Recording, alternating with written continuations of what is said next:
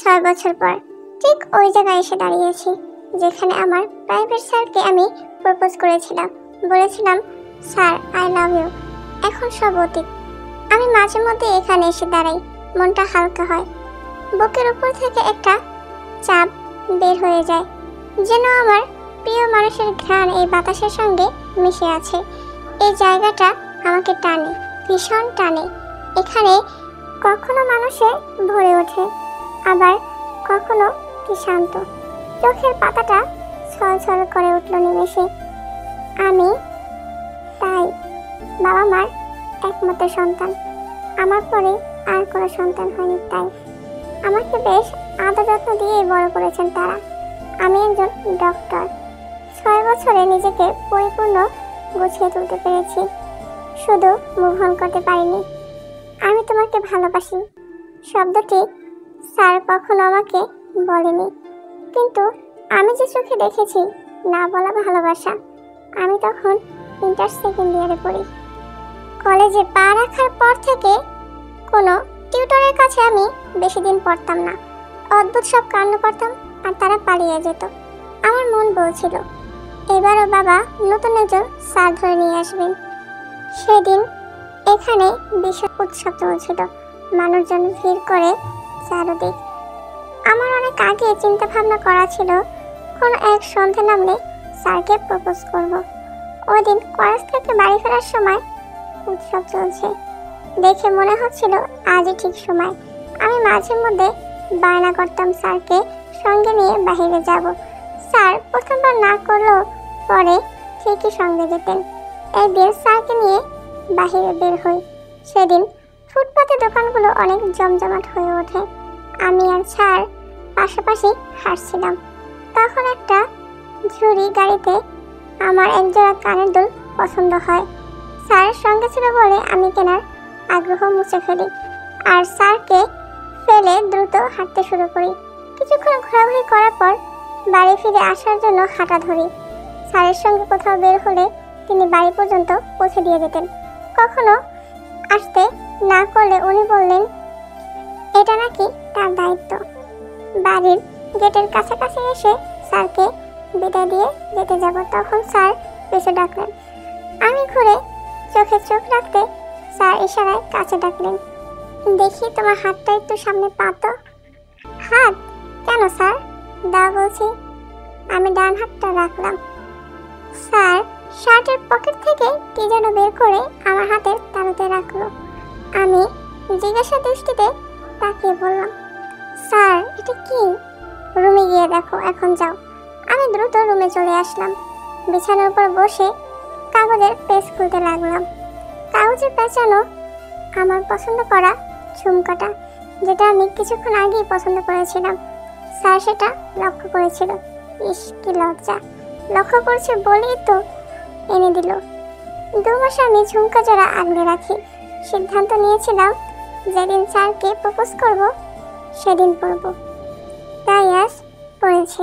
2 ঘন্টা সময় ব্যয় করে মায়ের গোলাপি রঙের শাড়িটা পরলাম। চোখে কাজল, হালকা লিপস্টিক, দুহার ভর্তি চুড়ি, চুলগুলো সামনের দিকে হালকা ফুলিয়ে নিয়ে পিছনে খোপা করেছি।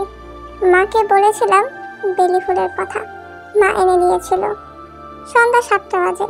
আমি উৎসবের জায়গায় চলে গেলাম। তখন স্যারকে দেখলাম ব্রিজে উঠে আসছেন। আমার মুখোমুখি দাঁড়িয়ে উনি আমাকে কিছুক্ষণ দেখলেন, প্রশংসা স্বরূপ বললেন, সুন্দর লাগছে। আমি মৃদু হাসলাম। ল্যাম্পপোস্টের বাতি এসে উপচে পড়ছে স্যারের মুখে।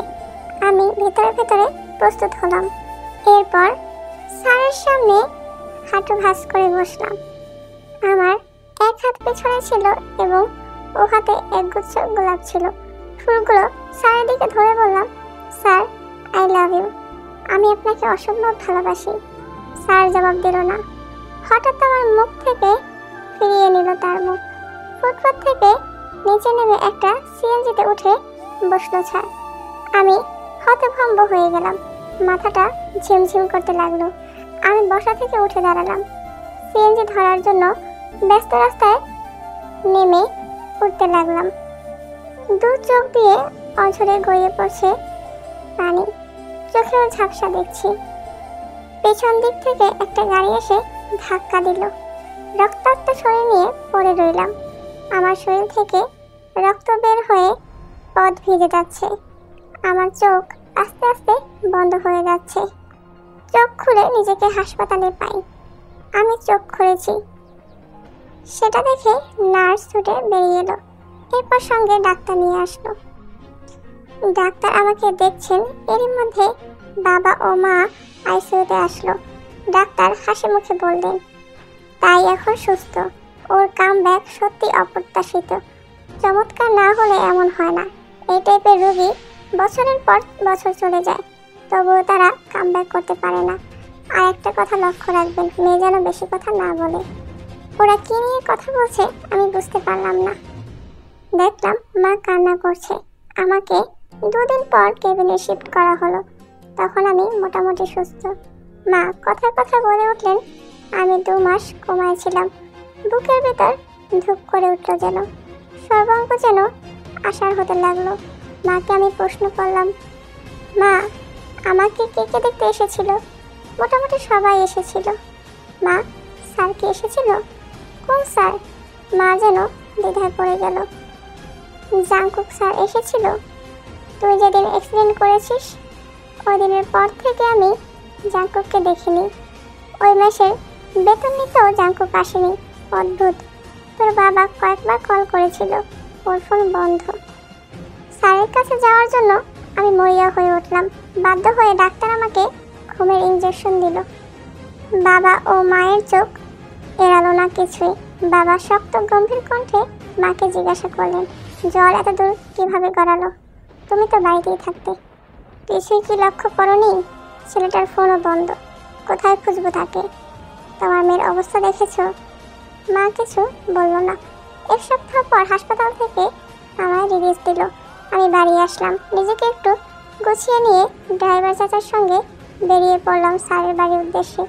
স্যারের বাড়ি আমি চিনতাম, এজন্য যেতে কোনো অসুবিধা হলো না। দরজায় তালা ঝোলানো। তারপর ড্রাইভার চাচা আমাকে বাড়িতে নিয়ে এলো। প্রতি সপ্তাহে সময় করে এই জায়গাটায় আসা হয়। এখন চলে যাওয়ার সময়। অনেকটা দূরে ড্রাইভার চাচা গাড়ি নিয়ে দাঁড়িয়ে আছেন। ওনাকে আর অপেক্ষা করাবো না। অপেক্ষা যে বহু কষ্টের, যন্ত্রণার। দীর্ঘ শ্বাস ছেড়ে হাতখানা কানে ছোঁয়া মাত্র স্মৃতিমাখা ঝুমকা জোড়া হাতে লাগলো। বাতাসে মৃদু হেলছে দুলছে। শাড়ির কুচির সামনে নিয়ে ফুটপাত ধরে হাঁটতে লাগলাম আমি। হঠাৎ মনে হলো কেউ আমার হাত ধরেছে। স্নেহমাখা আদরে কণ্ঠে বলে উঠল, চলো তোমাকে বাড়ি পৌঁছে দিই। চোখের কালিজ ভিজে টুপটাপ করে অশ্রু পড়ছে। হাতের উল্টো পিঠে জলটুকু মুছে নিলাম। শূন্য আকাশের দিকে তাকিয়ে বললাম, স্যার আপনি কোথায়? আর কতগুলি বছর আমাকে এভাবে কষ্ট দেবেন? ফিরে আসুন প্লিজ, ফিরে আসুন। তাই বাড়িতে প্রবেশ করে সে নিজের রুমের দিকে এগিয়ে গেল। তাই এর মা ডাকলেন, তবুও দাঁড়ালো না। এখন মায়ের মুখোমুখি হলে তিনি বুঝে যাবেন ও কান্না করেছে। তাই বাথরুম থেকে স্নান করে দীর্ঘ সময় পর বের হলো। দেখলো বিছানার উপর তার মা বসে আছে। আম্মু তুমি কখন এলে? তুমি যখন আমাকে উপেক্ষা করে রুমে ঢুকেছিলে। মানে তুমি দীর্ঘ 30 মিনিট ধরে ঘরে বসে আছো? হ্যাঁ, তাড়াতাড়ি খেতে নিচে আসো। তিনি আর কিছু জিজ্ঞাসা করলো না, চলে গেল। সুগার বয়স বেড়েছে, সময়ের সাথে সাথে ওনাকে চশমা নিতে হয়েছে। তোমাকে একটা কথা বলতে চাই। আমরা তোমার জন্য একটা ছেলে দেখেছি। তুমি কাল একবার ছেলেটার সাথে দেখা করো। আব্বু অসম্ভব, আমার সময় হবে না। তোমার বাবা কথা বলছেন, শেষ করতে দাও। আমি কিছু শুনতে চাই না আম্মু। আমি কারোর সাথে দেখা করতে পারবো না। আমি স্যারকে ভালোবাসি। স্যারকে ছাড়া আর কাউকে বিয়ে করতে পারবো না। সারা জীবন এভাবেই থাকবো। তবুও কাউকে বিয়ে করবো না। তবুও আমার বিয়ে নিয়ে যদি তোমরা আর কথা বলো, আমি বাড়ি ছেড়ে চলে যাব। তাই খাবার রেখে চলে গেল। মেয়েটা আমার না খেয়ে চলে গেল। আমি কি ভুল কিছু বলেছি? আমি ওর বাবা, কিভাবে আমার মেয়েকে এভাবে কষ্ট পেতে দেখতে পারি? আমি নিজে জাংকুকের খোঁজ করেছি অনেক জায়গায়, কিন্তু কোনো খোঁজ পাইনি। যেন সে পৃথিবীতে নেই। আমার একমাত্র মেয়ে তিলে তিলে শেষ হয়ে যাচ্ছে। আমার যে কলিজা ফেটে যাচ্ছে।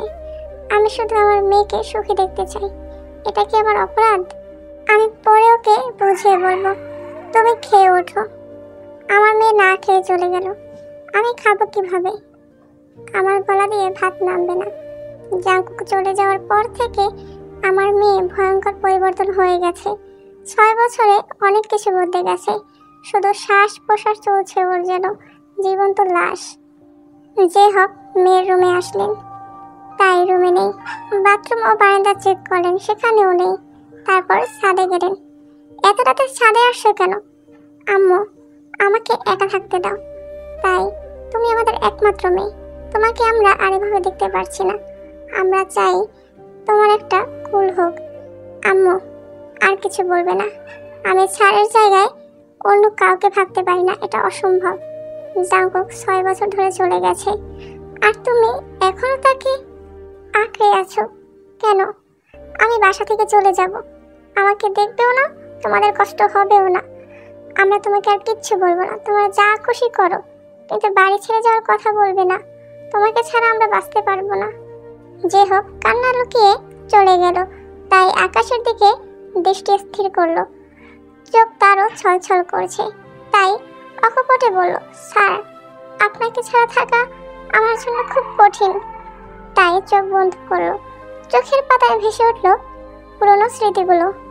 6 বছর আগে সকাল 8:30, মঙ্গলবার 28শে আগস্ট 2015। সকাল সকাল আলমারির কাভার থেকে কলেজের পোশাক খুঁজতে লাগলো। তাই সহসা চিৎকার করে বলে উঠল, আম্মু, আমার পোশাক খুঁজে পাচ্ছি না, একটু খুঁজে দাও। আমি রান্নাঘরে নাস্তা বানাচ্ছি, তুমি দেখছো না? আজ নিজে নিজে খুঁজে নাও। এই মেয়েকে নিয়ে যে কি করব, এত বড় হয়ে গেছে, অথচ নিজের জিনিসপত্র নিজে খুঁজতে পারে না। পুরো দিন আমাকে জ্বালিয়ে মারবে। আম্মু, এটা পাচ্ছি না, ওটা পাচ্ছি না। উফ, এই যে না তোমার পোশাক, একটা কাজও ঠিক মতো করতে পারো না, তোমার কি যে হবে? রেডি হয়ে নিচে আসো, নাস্তা করে তারপর বের হবে। তাইকে ওর বাবা পাশের চেয়ারে টেনে বসালো। তাইকে ওর বাবা খাইয়ে দিচ্ছেন। রোজ যে মেয়েকে এভাবে খাইয়ে দাও, ওর বিয়ে হলে কি করবে? কিসের বিয়ে? আমি তো বিয়ে করব না, দেরি হয়ে যাচ্ছে, আমি এখন যাই। দাঁড়াও, তোমাকে একটা কথা বলার আছে। আজ থেকে নতুন স্যার আসবে তোমাকে প্রাইভেট পড়াতে। ছেলেটা খুবই ভদ্র। এর আগের স্যাররা 1 সপ্তাহ টিকে নেই, জানি না কি করে তারা ভয়ে পালিয়ে যায়। ওর সাথে কোনো দুষ্টুমি করবে না, বুঝেছো? তাই ওর বাবার কথা শেষ হওয়ার সাথে সাথে বাড়ি থেকে বেরিয়ে গেল। বাবা আবার নতুন স্যার নিয়ে আসছে। তাই ভাবতে লাগলো সেই স্যারকে কিভাবে দাঁড়াবে। তাই অনেকক্ষণ দাঁড়িয়ে রইল, কিন্তু কোনো রিক্সা পাওয়া গেল না। ইতিমধ্যে একটা রিক্সা পেল। আঙ্কেল, যাবেন? ওই মামা, যাবা? রিক্সাওয়ালা বিপাকে পড়ে গেল। দুজন দুই দিক থেকে ডাকছেন, আপনারা কোথায় যাবেন? আমি কলেজে যাব, আমি 4 নম্বর গেট পর্যন্ত যাব। আপনারা দুজন 2 জায়গায় যাবেন, আমি একজন নিয়ে যাইতে পারুন। কে যাইবেন? আমি আপনাকে আগে দেখেছি, এজন্য আমি যাব। অন্যদিকে ওই লোকটা ক্রমস্বরে বলতে লাগলো, আমিও ডেকেছিলাম, তাই আমি যাব। আপনি প্লিজ অন্য রিক্সা করে যান, আমার চাকরির ইন্টারভিউ আছে। আমি সময় মতো পৌঁছাতে না পারলে চাকরিটা পাবো না। আমারও কলেজ যেতে দেরি হচ্ছে, তাই আমি রিক্সায় আগে যাব, আপনি অন্য রিক্সা খুঁজুন। তাই এক পর্যায়ে লোকটাকে ধাক্কা দিয়ে ফেলে রিক্সায় বসে পড়ল। আপনি তাড়াতাড়ি চলুন, সাদা রঙের টি-শার্ট কাদা পানিতে ভিজে গেছে। এই অবস্থায় চাকরির জন্য ইন্টারভিউ দিতে যে সে পারবে না। মাটির উপর থেকে ফাইলটা নিয়ে উঠে দাঁড়ালো। মেয়েটার কাজে সে ভীষণ বিরক্ত, রাগ ও ক্ষোভে চোয়াল শক্ত করলো। মা, তুমি কিন্তু কাজটা ঠিক করনি। না, লোকটা চাকরির লেগে যাইতে পারবে না। আমার কিছু করার ছিল না আঙ্কেল। ক্লাসের সময় মতো না পৌঁছালে স্যার বাহিরে দাঁড় করিয়ে রাখবেন। তাই রিক্সার ভাড়া মিটিয়ে চলে গেল। ক্লাস শুরু হয়ে গেছে, তাই ক্লাসে প্রবেশ করার অনুমতি পেল না। ক্লাস শেষ না হওয়া পর্যন্ত সে বাহিরে দাঁড়িয়ে থাকলো। দ্বিতীয় ক্লাসে প্রবেশ করলো। ক্লাস শেষ হওয়ার পর তার বন্ধুদের সাথে সবকিছু শেয়ার করলো। বাড়িতে ফিরতেই তাইয়ের নিজের রুমে চলে গেল খুব দ্রুত। আগন্তুকের কথা ভেবে হঠাৎ মন খারাপ হয়ে গেল তার। একজন তার জন্য চাকরি পায়নি, নিজেকে অপরাধী মনে হতে লাগলো। ছেলেটির সাথে আবার দেখা হলে ক্ষমা চাওয়ার সিদ্ধান্ত নিয়েছে। তাই স্যার আসার সময় হয়েছে, তাই টেবিলে বসে আছে। গালে হাত রেখে বইয়ের পাতা উল্টাতে লাগলো। হঠাৎ একটি পুরুষালী কণ্ঠস্বর শোনা গেল। সমস্ত অলসতা দূর হয়ে গেল তার। আসসালামু আলাইকুম। তাই বইটা বন্ধ করে দিল। ওয়ালাইকুম। পুরুষ লোকটার মুখ দেখা মাত্রই তে চেয়ার থেকে উঠে দাঁড়ালো। পাশে দাঁড়িয়ে আছেন জেহব। মৃদুর স্বরে বললেন, তে অর্ধেক সালাম দিলি কেন? ওয়ালাইকুম আসসালাম। তাইকে দেখে লোকটার চিনতে বিড়ম্বনা হলো না। সে চোখ বুলিয়ে আবার মাথা নিচু করলো। উনি তোমার স্যার, জিয়ন জাংকুক। জাংকুক বাবা, আমার মেয়ে তে, আর আপনার ছাত্রী।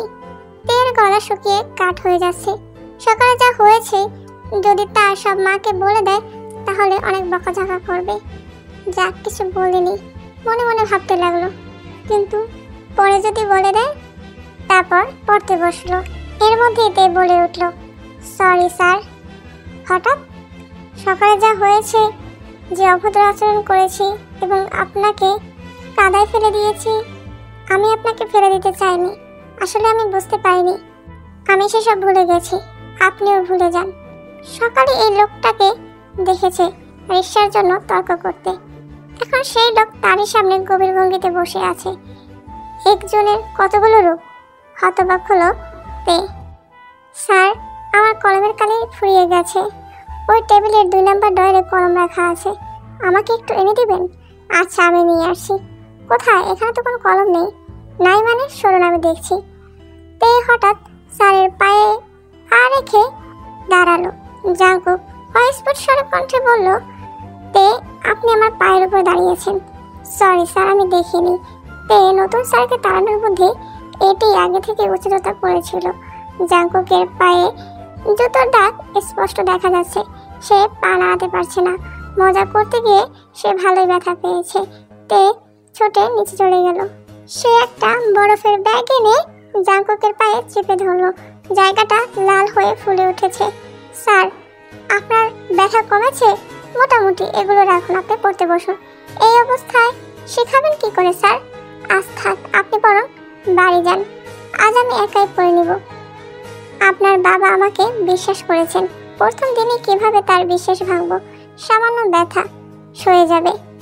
আমি কাউকে প্রতিশ্রুতি দিলে সেটা ভঙ্গ করি না। জাংকুক ঘড়ি দেখে 2 ঘন্টা পড়ালো। এতক্ষণ দাঁত চেপে যন্ত্রণা সহ্য করেছে। সে ঠিকমতো হাঁটতে পারছে না দেখে তে জাংকুকের সাথে গেটে এলো। তে চলে আসবে সে সময় জাংকুক তের পেছনে ডাকলো। তে থেমে গেল। স্যারের দিকে তাকিয়ে দেখলো স্যার কিছু বলতে চান। জাংকুক স্যার বলল, এখানে আসার আগে আপনার সম্পর্কে অনেক কথা শুনেছি। আমি জানি সবাই আমাকে সতর্ক করেছিল যে আপনি আগের স্যারদের কিভাবে হেনস্থা করেছিলেন। আমি আসছি আপনার বাবাকে দেওয়া কথা রাখতে। আর আমি জানি আপনি স্বেচ্ছায় আমার পায়ের উপর পা রাখছিলেন যেন আমি চলে যাই। কিন্তু দুঃখজনক হলো সত্যি যে চাকরি না পাওয়া পর্যন্ত আমাকে এসে আপনাকে পড়াতে হবে। আপনার বাবার এটাই শর্ত। আমি গ্রাজুয়েশন শেষ করার পর 2 বছর ধরে চাকরি খুঁজছি। আমি যত টিউশনি পাই, যদি আমার ভালো মনে হয় তবে আমি করি। মা অসুস্থ থাকায় সবাই নিষেধ করা সত্ত্বেও আপনাকে পড়াতে এসেছি। আমি তখন বুঝতে পারি যে আপনি সেই সকালে আচরণ করেছিলেন কারণ আপনি ক্লাস মিস করার ভয় পেয়েছিলেন। কিন্তু এখন আপনি ইচ্ছে করে এমন করলেন। কিন্তু আমি আপনার উপর রাগ করিনি। আঘাত আপনি দিয়েছেন, মলমও আপনি লাগিয়েছেন। তবে হ্যাঁ, আপনাকে দেখলেই বোঝা যায় কাউকে কষ্ট দেওয়ার পর আপনিও কষ্ট পান। এই জন্য একটা পরামর্শ দেব, রাগ ধীরে ধীরে বাড়লে মাটির দিকে তাকিয়ে থাকুন। ভয় পাবেন না। আমি আপনার বাবা মার কাছে অভিযোগ করব না। আজ আসি। তে মাথা নিচু করে দাঁড়িয়ে রইল। সে কি বলবে? শব্দ খুঁজে পেল না। খানিকটা পা ফুরিয়ে ফুরিয়ে স্যার চলে যাচ্ছেন। তের চোখ জলে ভিজে গেছে।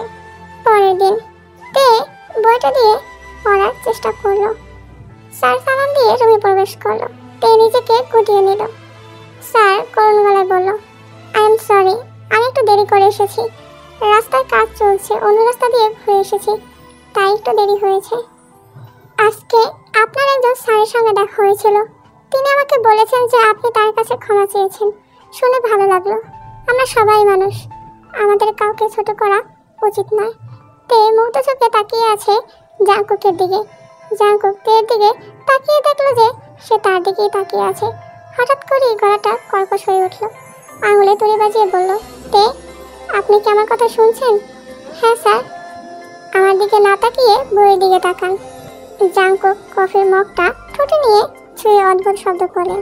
তে একবার চোখ শুরু করে দেখলো। তে তাকিয়ে আছে দেখে জাংকুক হাতের কফির মগটা তের দিকে এগিয়ে দিয়ে বলল, কি আপনি খাবেন? তে ঠোঁট উল্টে ফেললো। ওর রাগ লাগলো। বলল, কারো মুখের খাবার খাই না। তাহলে বারবার তাকাবেন না, বদনজর লাগবে। তাই এর রাগ ক্রমশ বাড়তে থাকে। সে বই বন্ধ করে জাংকুকের দিকে তাকালো। মনে মনে বলল, ইচ্ছে করছে এই ঘুষিতে 32টি দাঁত ফেলে দিই। নির্ঘাত ভালো মেয়ে হয়ে গেছি বলে কিছু করছি না। 1 সপ্তাহ কেটে গেল। সবাই তাইয়ের পরিবর্তন লক্ষ্য করছে। কলেজের বন্ধুরা বলাবলি করছে, তুই এই সপ্তাহে 1000 বার স্যারের কথা বলেছিস। তার প্রতিদিনের গল্প এখন আমাদের মুখস্থ। তোকে দেখে ছেলেমেয়েরা বলে দিবে তুই স্যারের প্রেমে পড়েছিস। তোর আর স্যারের মধ্যে কি কিছু চলছে? আরে কিছুই চলছে না, তোরা ভুল ভাবছিস। আমরা কি ভুল ভাবছি? স্যারের কথা বলার সময় তোর চোখে মুখে হাসি ফোটে, এগুলো কি ভুল? সবই তোর চেহারা দেখা যায়। আজকাল না তাকে দেখতে পেলে আমার হোশবাম্প অনুভব হয়। স্যার যখন হাসে বুকের মাঝে ধুকভুক করে। স্যার যতক্ষণ আমার পাশে থাকে ততক্ষণ আমার বুকে ধরপড় শব্দ করে। তার কথা বলার সময় আমার তাকিয়ে থাকতে মনে যায়। আমার জাস্ট ওনাকে একটু ভালো লাগে। বন্ধুরা বলাবলি শুরু করলো, প্রেমে পাগল হয়েছে মেয়েটা। এই দাঁড়া তো, প্রথমে বল, কল লিস্টে হার্ট লিখে কার নাম সেভ করেছিস? ঘন্টা ঘন্টা কথা বলছিস আর মেসেঞ্জার পাসওয়ার্ড দিয়ে লক করা কেন? তারপর কলেজ শেষ করে তে বাসায় চলে আসলো। তে রুমে পায়চারি করছে, স্থির হয়ে বসতে পারছে না। গভীর শ্বাস নিয়ে নিজেকে শান্ত করলো। জাংকুক এলো। সে প্রতিদিনের মতো সালাম দিল। তের মুখটা খুব চিন্তিত দেখাচ্ছিল। জাংকুক জিজ্ঞাসা করলো, আরে ওকে? হ্যাঁ স্যার, আমি ঠিক আছি, যাতে একটু গরম লাগছে, এসির পাওয়ার বাড়িয়ে দাও। তের সাথে জাংকুকের সম্পর্ক আগের থেকে সহজ হয়েছে। স্যার, আমি আপনার থেকে অনেক বছরের ছোট, আপনি আমাকে তুমি বলে ডাকবেন। সেদিন থেকে জাংকুক তাকে তুমি বলে সম্বোধন করে। স্যার, আপনাকে একটা অনুরোধ করতে পারি? কিসের অনুরোধ? আপনি কি কাল আমার সাথে বাইরে যাবেন? সারাদিন আমার আর আমার বন্ধুদের সাথে থাকবেন। কথাটা জাংকুক বুঝতে পারেনি। তে হাঁপাচ্ছে, হা করে মুখ দিয়ে নিঃশ্বাস ফেলছে। জাংকুক বলল, কি হয়েছে? আমার দম বন্ধ লাগছে। জাংকুক 1 গ্লাস পানি তুলে ধরলো তের দিকে। আস্তে খাও। তে হাত থেকে গ্লাসটা টেবিলে রাখলো। জাংকুক বলল, এবার ডান হাত দিয়ে একটি নাসারন্ধ্র ধরে অন্যটা দিয়ে শ্বাস নাও, আর হাত পরিবর্তন করে বাম হাতে নাক চেপে ধরে শ্বাস ছাড়ো। তে একটা দীর্ঘ নিঃশ্বাস ফেললো। একটু শান্ত। জাংকুক বলল, এখন বলো। আজ কলেজে ট্রুথ এবং ডেয়ার খেলায় আমি ডেয়ার নেই। বন্ধুরা আমাকে ডেয়ার দিয়েছে, আমরা কাল ঘুরতে যাব, তো ওরা বলেছে আপনাকে আমার সাথে নিয়ে যাওয়ার জন্য। এটাই ডেয়ার। আমি যদি না পারি তাহলে আমার ঘুরতে যাওয়া হবে না, আর আপনি তো আমার সাথে যাবেন না, তাই আমার যাওয়াও হবে না, আমি হেরে যাব। কখন যাবে? আমি নিশ্চিত নই। তোমরা কোথায় যাবে? আমি রেডি হয়ে থাকবো, তুমি গাড়িতে তুলে নিও। জাংকুকের ঠোঁটে হাসি ফুটিয়ে বলল। তে উত্তেজিত হয়ে উঠল। সে চেয়ার ছেড়ে হঠাৎ জাংকুককে জড়িয়ে ধরল। জাংকুক হতবাক। তে তাৎক্ষণিক সরে গেল। সরি স্যার, ভুল হয়ে গেছে। জাংকুক চেয়ার ছেড়ে উঠে দাঁড়ালো, তারপর চলে গেল। তের ভয় করছে। জাংকুক কিছু না বলে চলে যায়। পরের দিন তে রেডি হয়ে গাড়ি থেকে নেমে গেল। দরজা হেলা দিয়ে দাঁড়িয়ে রইল। স্যারের বাড়ির দিকে যাওয়ার চিপাকড়িতে গাড়ি ঢুকতে পারে না, এই কারণে রাস্তা নামিয়ে থাকতে হচ্ছে। কিছুক্ষণ পর জাংকুক এসে পাশে দাঁড়ায়। তারপর দুজন গাড়িতে উঠল। তারপর তারা একটি রেস্তোরাঁয় ঢুকলো। তে জাংকুকের দিকে একটু ঝুঁকে বলল, স্যার, ও স্যার, আমি কি আপনাকে খাওয়াবো? জাংকুক চোখ বড় বড় করে তাকিয়ে আছে। স্যার, একটু প্লিজ। না,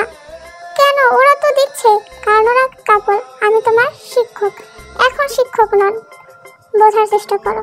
তুমি যা বলছো তা করলে তারা ভাববে আমাদের মধ্যে সম্পর্ক আছে। কে কি ভাবলো তাতে আমার কিছু আসে যায় না। তারপর তারা গ্রামের দিকে গেল ঘোরার জন্য। তারা একসাথে হাসছে, কিন্তু তে পেছনে পড়ে যায়। তে দৌড়ে জাঙ্কুকের কাছে চলে যায়। স্যার, আপনি তো আমাকে রেখেই চলে যাচ্ছিলেন। আসলে তুমি এত স্লো আর এত ধীরজ, আমি খেয়াল করিনি তুমি পেছনে পড়ে যাবে। স্যার, হ্যাঁ কি হয়েছে? আমার হাত ধরে আছো কেন? ছেড়ে দাও, কেউ দেখবে। ধরেছে আর ছাড়বো না। জাঙ্কুক তার শক্তি ব্যবহার করে হাত ছাড়িয়ে নিল। দুজন ছেলে মেয়ে দাঁড়িয়ে আছে দেখে চারজন মধ্যবয়সী লোক এগিয়ে এসে হঠাৎ জিজ্ঞাসা করলো, বাড়ি কোথায়? এখানে কি করছো? বাড়ি থেকে কি পালিয়ে এসেছো? আমাদের এলাকা আগে দেখিনি। জোয়ান মাইয়াকে নিয়ে রাস্তায় ঘুরে বেড়াচ্ছ। রাখার জায়গা না থাকলে আমাকে দিয়ে দাও। পথ থেকে সরে যান, আমাদের দেরি হয়ে যাচ্ছে। দেখ, এক তো পালিয়ে আসছস, আবার জোরে কথা বলিস তোরা। পরিস্থিতি যখন সামলানোর বাইরে হয়ে যায় তখন জাঙ্কুক হাত দিয়ে বাঁশ টেনে গুন্ডাগুলোকে পেটাতে থাকে। তারা আসলে দেখতে মধ্যবয়সী হলেও তারা ছিল গুন্ডা। স্যার, আপনার হাত দিয়ে রক্ত পড়ছে, বাসটা ফেলে দিন স্যার, আর মারলে ওরা মারা যাবে। পরের দিন কলেজে। স্যারকে কিন্তু দারুণ লাগছিল তোর সাথে, যত তাড়াতাড়ি সম্ভব প্রপোজ কর। ভালোবাসা অনেকদিন খালি থাকলে অন্য পাখিরা দখল করতে চাইবে। ঠিকই বলেছিস, সামনেই আমার জন্মদিন, সেদিন প্রপোজ করার কথা ভাবছি। 2 দিন পর হঠাৎ নিরাপত্তা বেড়ে গেল ফোনের রিংটনে। জাঙ্কুক তার মায়ের সাথে কথা বলছে। উনি জানায় তার শরীর আগের থেকে অনেক ভালো। ফোনের রিং শুনে জাঙ্কুক মায়ের রুম থেকে উঠে নিজের রুমে চলে আসে। স্যার, আপনি কোথায়? আমার সাথে বাইরে যাবেন? এই সময় তুমি কোথায়? আপনার বাড়ির ওই গলির মাথায়। কি? তুমি এই সময় সেখানে দাঁড়িয়ে কি করছো? এলাকার সব ছেলে কি ভালো?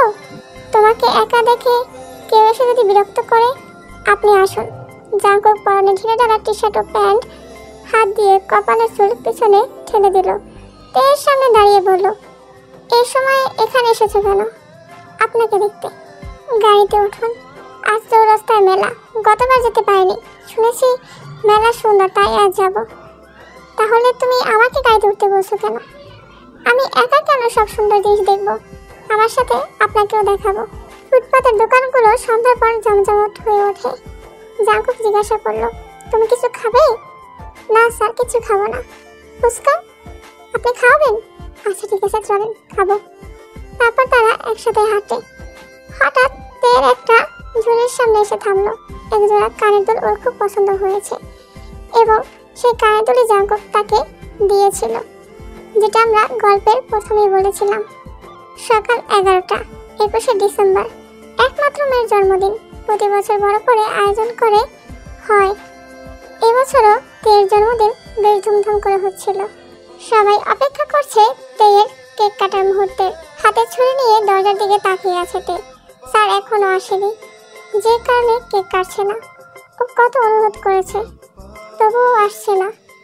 পাশ থেকে একটা বান্ধবী বলল, স্যার বোধহয় আসবেন না, তুই কেক কাট। 2 দিন কেটে গেল। জাঙ্কুকের কোনো খোঁজ নেই, ফোন বন্ধ, পড়াতে আসছে না। তের মন ছটফট করছে। পরদিন সকালে জাঙ্কুক ফোন করলো। বাড়িতে আসার পর বাড়িওয়ালা তাকে তের কথা জানায়। সরি, আমি তোমার কথা রাখতে পারিনি। মায়ের শরীরটা হঠাৎ এত খারাপ হয়ে গেল যে কিছুই বুঝতে পারলাম না। হাসপাতালে ছুটতে ছুটতে 3 দিন কিভাবে কেটে গেল বুঝতেই পারছি না। তোমাদের ফোন করে বলবো আমি সেই পরিস্থিতিতে ছিলাম না। আর শুনলাম তুমি গতকাল বাসায় এসেছিলে। অনেকদিন হলো আপনাকে দেখি না। দেখবো, দেখা করব। আজকাল যখন তে স্যারের সাথে দেখা করতে যায়, প্রথমেই যে কথাটি মাথায় আসে সেটা হলো শাড়ি পরা।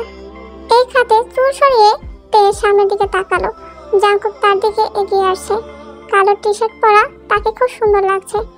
তে অপলক চোখে তাকিয়ে আছে। জাঙ্কুক এসে সামনে দাঁড়ালো। তুমি শাড়ি পরেছো? আম্মু আমাকে পরার জন্য শাড়ি দিয়েছেন। আচ্ছা, আমাকে এখানে আসতে বললে কেন? এই কদিন ঠিক মতো পড়েছে তো? আমি এখানে পড়াশোনার কথা বলতে আসিনি। তাহলে কিসের জন্য এসেছো? তে জোরে নিঃশ্বাস ফেললো। চারপাশে তাকিয়ে দেখলো কোনো মানুষ নেই। তে হঠাৎ হাঁটু গেড়ে জাঙ্কুকের সামনে পা চেপে ধরলো। কি করছো? পা ছাড়োতে। স্যার আমাকে বিয়ে করুন, বিশ্বাস করুন আমি আগের মতো নেই। বদলে গেছি শুধু আপনার জন্য। আমি আপনাকে ছাড়া এক মুহূর্ত থাকতে পারছি না। আমি বিয়েতে রাজি, চলুন বিয়ে করি। জাংকুক অবাক হয়ে তাকিয়ে আছে। তে হঠাৎ তার দিকে তাকিয়ে বলল, sir I love you. Jungkook হাসলো, তারপর নরম গলায় বলল, আমিও তোমাকে ভালোবাসি তে। যেদিন তোমাকে প্রথম দেখেছিলাম সেদিন থেকেই তোমাকে ভালোবাসি। তে উঠে দাঁড়ালো, হঠাৎ জাংকুককে শক্ত করে জড়িয়ে ধরলো। জাংকুক অকপটে বলল, তে আমি শ্বাস নিতে পারছি না। তে জাংকুককে আরো শক্ত করে জড়িয়ে ধরে রাখলো। এই ভয়ে ছেড়ে দিলে অদৃশ্য হয়ে যাবে। একটু এদিক ওদিক নড়াচড়া করতেই পড়ে গেল তে। ব্যথায় চিৎকার করে উঠে বসলো। চোখ খুলে দেখলো সে তার ঘরের মেঝেতে পড়ে আছে, বালিশ জড়িয়ে ধরে। বিরক্ত হয়ে গেল। তার মোবাইলে টাইম চেক করে দেখলো সকাল 8টা বাজে। ক্লাসের বন্ধুরা টের স্বপ্ন শুনে হাসছে। ওরা খুব মজা পাচ্ছে। যেহেতু তুই আজ স্বপ্ন দেখেছিস তাহলে সেটা সত্যি কর। তুই যেহেতু আজ স্যারের সাথে দেখা করতে যাচ্ছিস, মনের কথা খুলে বলিস। আর 3 দিন আগে তোর জন্মদিন চলে গেছে। অন্যদিকে হাসপাতালের অন্য একজন ডাক্তার জাংকুককে তার চেম্বারে একা ডাকলেন। তিনি সত্যটা তাকে বললেন যে ডাক্তার তার মায়ের অপারেশন করেছিলেন, তিনি ভুল অপারেশন করে হাসপাতাল থেকে পালিয়ে গেছেন। ডাক্তার জাংকুককে তার মাকে ভালো জায়গায় নিয়ে ডাক্তার দেখানোর পরামর্শ দিলে। জাংকুক 2 দিনে গ্রামের 3 বিঘা জমি বিক্রি করে টাকা জোগাড় করে মাকে মাদ্রাজে চিকিৎসার জন্য নিয়ে যাবে। সকালে বাসায় আসার পর সব গুছিয়ে নিয়েছে। রাতেই মাকে হাসপাতাল থেকে ছাড়া হবে এবং সেখান থেকে বিমানবন্দরে যাবে। তার আগে একবার তে আর তার বাবার সাথে দেখা করবে। জাংকুক তার পরিকল্পনার কথা কাউকে বলেনি, সব নিজের কাছে রেখেছে। সন্ধ্যা 6টা বাজে। তে শাড়ি পরে দাঁড়িয়ে আছে। জাংকুক সামনে এসে চাপা গলায় বলল, সুন্দর লাগছে। তে ল্যাম্পপোস্টের আলোয় জাংকুককে দেখে এবং হেসে বলল, ধন্যবাদ স্যার। তারপর হাঁটু কেড়ে জাংকুকের সামনে গোলাপ এগিয়ে দিয়ে, স্যার আই লাভ ইউ, আমি আপনাকে ভালোবাসি। জাংকুক মূর্তির মতো দাঁড়িয়ে আছে, কোনো উত্তর দেয়নি। জাংকুক সেখান থেকে চলে গিয়ে সিএনজি করে উঠে পড়ল। তে পিছনে দৌড়তে থাকলো। পিছন থেকে একটা ট্রাক এসে তেকে ধাক্কা মারলো। রাস্তা রক্তে ভিজে যাচ্ছে। লোকজন জড়ো হলো। ড্রাইভার সাহেব ছুটে এসে তেকে হাসপাতালে নিয়ে আসে। 2 মাস পর তে চোখ খুলে। সময় গেল, দিন গেল, বছর গেল। সময় কার জন্য থেমে থাকে না। মন শুধু একজন বিশেষ মানুষের কাছে থেমে যায়। ফুফাতো বোনের বিয়ে, তাই দ্রুত কাজ শেষ করে সেই উদ্দেশ্যে রওনা দিল। বিয়ে বাড়ি বেশ মজা করলো। আসার সময় হঠাৎ করে তে গাড়ি থামিয়ে দিল। এক তরুণী রাস্তার পাশে বসে কাঁদছে। তে গাড়ি থেকে নেমে মেয়েটির কাছে গিয়ে বসলো। তুমি কাঁদছো কেন? তোমার নাম কি? আমার নাম আফরোজা তে। আমার নামও তে। তাহলে তো আমরা বন্ধু। তাহলে আমার গাড়িতে এসো, আমি তোমার বাসায় পৌঁছে দিচ্ছি। তারপর তে বাচ্চাটাকে নিজের বাসায় পৌঁছে দেয়। তে যেতে চাইলে বাচ্চাটি উদ্গ্রীব হয়ে যায়। না, তুমি যেও না। আচ্ছা ঠিক আছে, এখন তুমি যাও, কিন্তু আমার স্কুলে তুমি আসবে। বাসার সবাই তেকে আবার আসার আমন্ত্রণ জানায়। তে বলে সে আবার আসবে।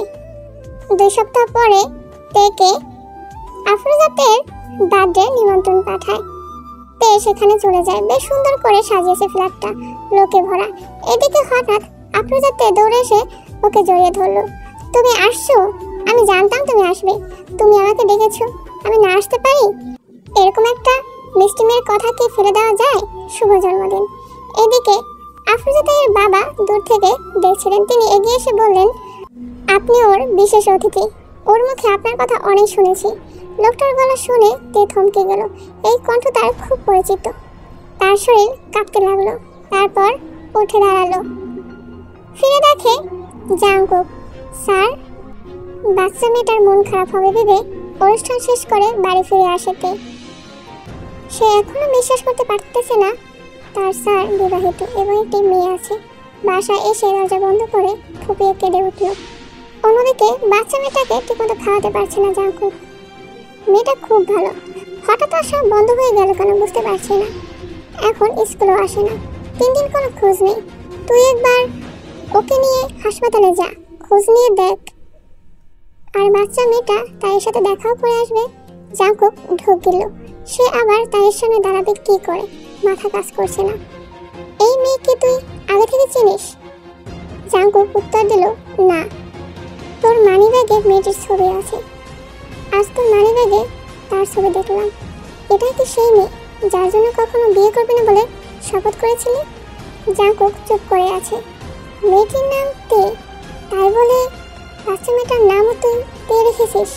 আমি কি এটা ধরে নিতে পারি? হ্যাঁ মা, আমি তার থেকে দূরে থাকলেও আমার হৃদয় সবসময় তার সাথে ছিল। তাই আমি আফরোজা তে নাম রেখেছি, যাতে তে নামটি আমার ঠোঁটে থাকে। হাসপাতালের নাম বলো, আমি ওকে নিয়ে যাব। জাঙ্কুক তে ঠিক সামনে বসে আছে। এদিকে ছোট্ট আফরোজা তের সাথে গল্প করতে শুরু করলো সে কতটা মিস করেছে তাকে। অন্যদিকে জাঙ্কুক বলতে লাগলো, তে আমাকে ডাকছেন? আমার সাথে কথা বলবে না? কিছু বলার বাকি নেই। তুমি নিশ্চয়ই বিয়ে করেছো। আমি বিয়ে করিনি। কেন? যাকে ভালোবাসি তাকে পাইনি বলে। বাড়িতে ফিরে আসার পর তুই কি তাকে সব কথা বলেছিস? না, আমি কিচ্ছু বলতে পারিনি। আমি ওকে অসম্ভব কষ্ট দিয়েছি মা। মা তার এই অভিমান কখনোই ভাঙবে না। ওইদিকে ছোট্ট দে কান্না শুরু করলো। সবার আম্মু আছে, তার কেন আম্মু নেই? আমাকে তেকে এনে দাও, আমি আম্মু চাই। জাঙ্কুক ধমকে কথা বলছে। তুই বাচ্চা মেয়েকে ধমকাচ্ছিস কেন? এছাড়া আর কত বছর একা থাকবি? তোর একটা ভবিষ্যৎ আছে, তোকেও বিয়ে করে সংসার করতে হবে। তুমি বোঝো না মা, আমি ওকে অনেক কষ্ট দিয়ে ফেলেছি। এটা বলে জাঙ্কুক তার রুমে চলে যায়। তাই মা, তোমাকে এখানে আসতে বলেছি কারণ আমি তোমাকে কিছু কথা বলতে চাই। হ্যাঁ আন্টি বলুন। আমার জাঙ্কুক খুব চাপা স্বভাবের, ও কাউকে কিছু বলতে চায় না। আসলে মা, তুমি যা ভাবছো এমন কিছুই না। বাচ্চাটা ওর না, ওর বন্ধুর। ও শুধু লালন পালন করেছে। ছোট বাচ্চাটাকে ফেলে দিয়ে ওর বন্ধু আর বন্ধুর স্ত্রী মারা যায়, আর তারপর বাচ্চাটার দায়িত্ব ও নিয়ে নেয়। আর ও তোমাকে এতটাই ভালোবাসে যে বাচ্চাটার নাম ও তোমার নামই দেয়। ও ভীষণ চাপা স্বভাবের, কাউকে কিছু বলতে চায় না।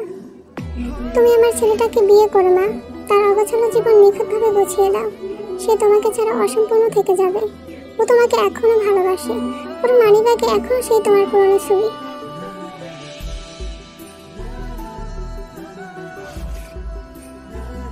সন্ধ্যা 6টা বাজে। তে দাঁড়িয়ে আছে ব্রিজের উপর। কিছুক্ষণ পর জাঙ্কুক এলো। তেকে দেখে সে একটু অবাক হলো। তে, বলুন স্যার। আমি আর তোমার এখন আর স্যার নয়, চিরদিন থাকবেন। প্রতিদিন এখানে আসো? হ্যাঁ, পুরনো স্মৃতি অলিঙ্গনে আবদ্ধ করি। ব্যথা করে না? সব কষ্ট একে একে সুখের কাছে বিলিয়ে দিতে হয়। তে জাঙ্কুকের দিকে ফিরে চোখে চোখ রেখে বলল, স্যার আমাকে বিয়ে করবেন? চলুন না বিয়ে করে ফেলি আমরা। জাঙ্কুক তের মুখে এই কথা শুনে থমকে গেল। এই মেয়ে কি পাগল? এটা সম্ভব না তে, আমার একটা মেয়ে আছে। আপনার বলে কিছু নেই স্যার, এখন থেকে আপনার যা আছে সবই আমার, ছোটতেও আমার। জাঙ্কুক তেকে অলিঙ্গন করে নিল। চোখ থেকে 2 ফোঁটা পানি বেরিয়ে আসলো। প্রায় 1 সপ্তাহ পর ধুম করে দুজনের বিয়ে হলো। তে আর জাঙ্কুকের। ছোটতেই বলতে শুরু করলো, আজ আব্বু আর আম্মু একসাথে। আজ থেকে আমার আম্মুকে পেয়ে গেলাম। তে আর জাঙ্কুক ওর কথা শুনে দুজন দুই গালে চুমু খেলো বাচ্চা।